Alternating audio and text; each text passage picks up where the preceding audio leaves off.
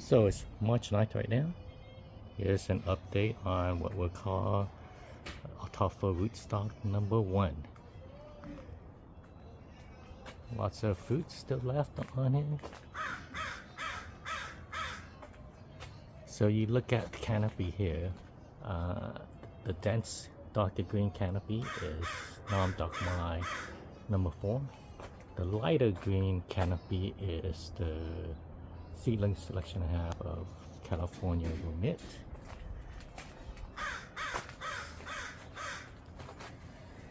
Unfortunately, the blooms are bad right now.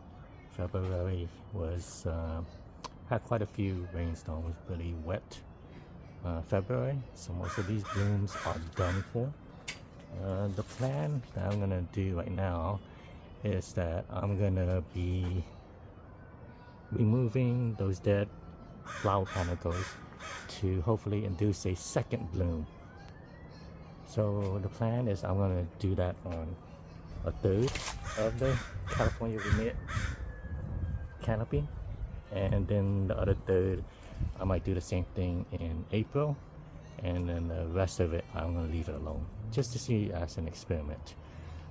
What I'm trying to do is trying to get the blooming timing to work correctly, so hopefully this next bloom that comes out, the weather is more suitable for flowers, and then I get some good fruit sets. But as you can see right now, most of it's all pretty much damaged. And here's some Nam Dakmai fruits.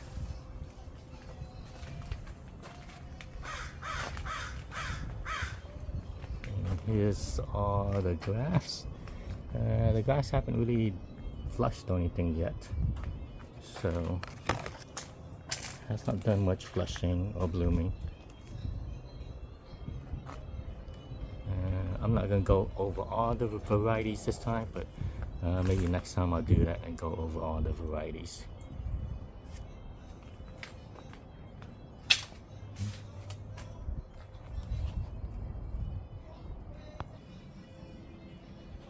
We'll call this tree number 2.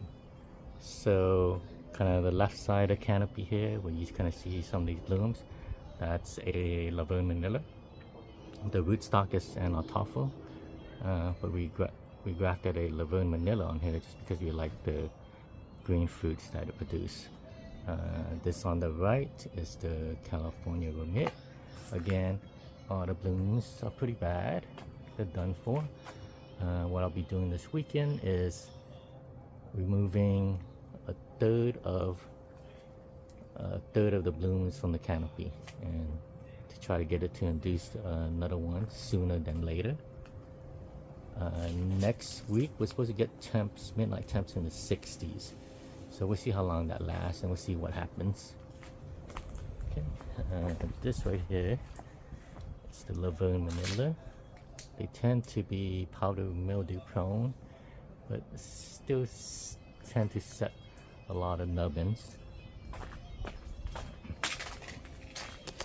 I have some newer grass here. This is the coconut cream. This nice branch right here is the Super Julie. Let's see how Super Julie looks. So Super Julie still has like a lot of nice blooms on it. The blooms over there on the top is the California Rumit, but it looks pretty much done for. But this is Super Julie. Looking good. This is Maha Chinook. Fortunately, it's hit with powder mildew pretty badly. We'll see what happens if it sets any fruit or not. There's some newer blooms on the top which doesn't have the powder mildew, but this right here, it's pretty bad powder mildew on the Maha. This area of the yard here has really bad fungal issues, just because there's a lot of older trees and stuff that gets surrounded by from the neighbors. So the fungal pressure, at least in this plot, is really high. Okay, this is tree number 2. Hey, this is tree number 3. Okay. And this is all California remit, this whole thing right here. It's on Ataulfo rootstock, but it's all California remit. And most of the blooms has gone bad. Again, I'll be doing the same thing, removing a third of these dead blossom right here. You see this? What I'll be doing is breaking it off like that to try to get it to induce another bloom. Something like that.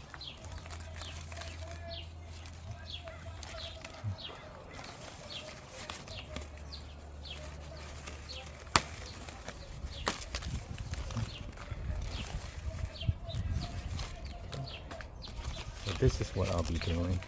Let's see what happens. I'm gonna do that on the third of the tree.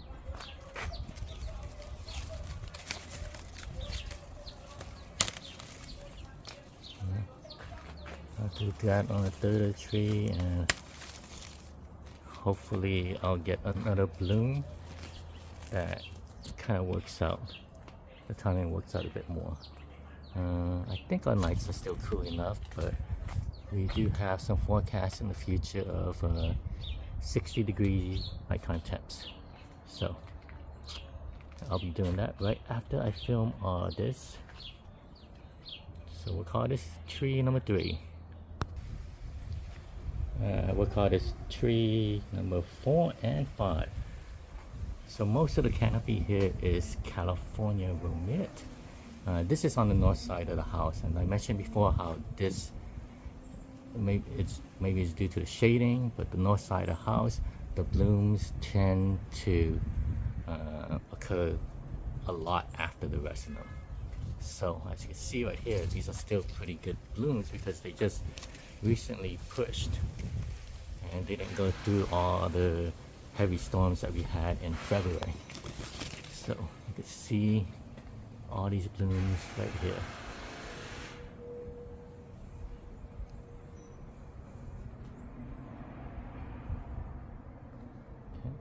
So most of this is California remit, but I do have some significant grafts of some other varieties. Here's a sweet tart right here.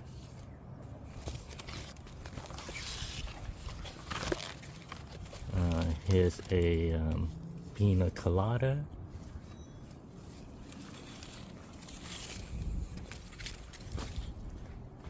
This large one here. Go all the way up there. This is lemon zest. So it's blooming nicely. The blooms on lemon zest tends to be more lighter. So hopefully we get some fruit set on that. It'd be awesome to taste lemon zest from my own tree. I've had lemon zest before. It's a very good fruit. Rated probably on the top 3 for most people. Lemon zest. This right here is lemon zest too. Kind of branch that's kind of hanging. And this one here is Nam Dak Mai Mun. Fortunately, it's getting hit by powdery mildew right now. Not sure it's gonna make it, but yeah, this is on the north side of the house. You can see a lot of these California remit blooms. And they're looking pretty good so far. What we are kind of getting into powdery mildew weather, so I have to consider starting spraying this with some kind of mineral oil and baking soda mix. So this one's the nicest looking. These are the nicest looking blooms so far.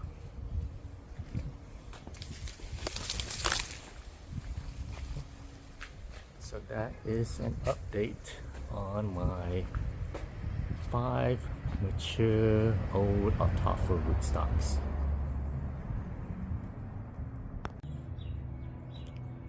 So this is tree number 1 with all the flower panicles removed. At least I try to get at least a third of the section of the canopy. So this side is all removed.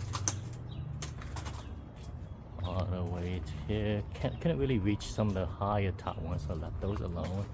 And I still left some of some of the flower panicles on this side alone. If anything, I'm going to see if I could remove that in April and see what happens with all the timing. Ideally, I want it to end up blooming in a much more ideal weather. So you can see all the panicles I removed. So that's an update on what we'll call tree number 1.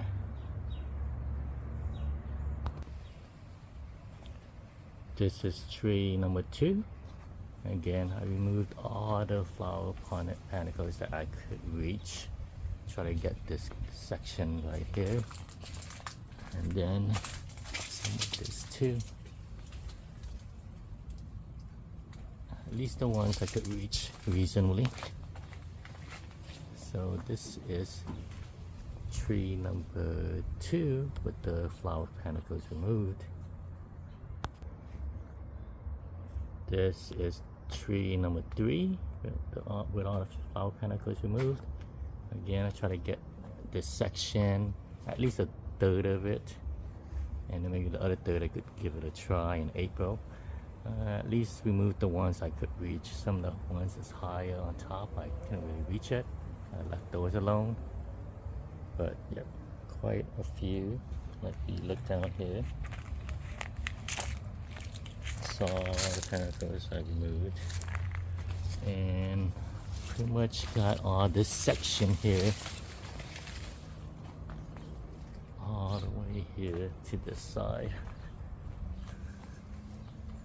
Removed all the flower panicles, at least on the ones I could reach reasonably. Let's see. This is everything that was removed. Okay, so this is just an experiment on trying to see if I could time the second bloom to occur in better weather conditions. So my plan is that this is in March. I'm going to remove a third of this, and then in April I'll remove another third of the whatever's left on the flower panicles, and see what happens with those timing. See if anything, and see if it works out well. I mean, to be honest, I attempted this a couple years in a row and haven't had much success. They kind of bloom in still bad weather conditions. So this time though, I'm trying to do it twice. So once in March and once in April, and see if that works out better. Again, just a big experiment in trying to time the second bloom in better weather conditions. All right, thanks everyone.